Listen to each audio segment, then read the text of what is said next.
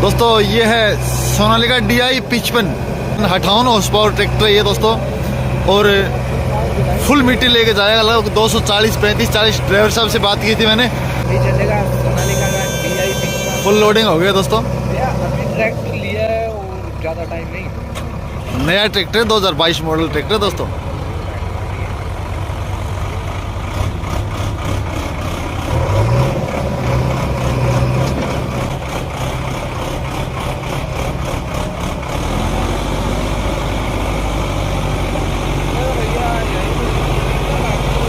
क्या कर रहा है भैया ऐसे?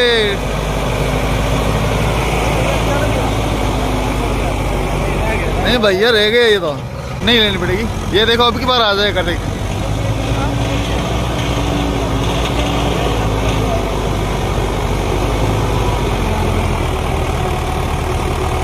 आ गया भैया, आ गया।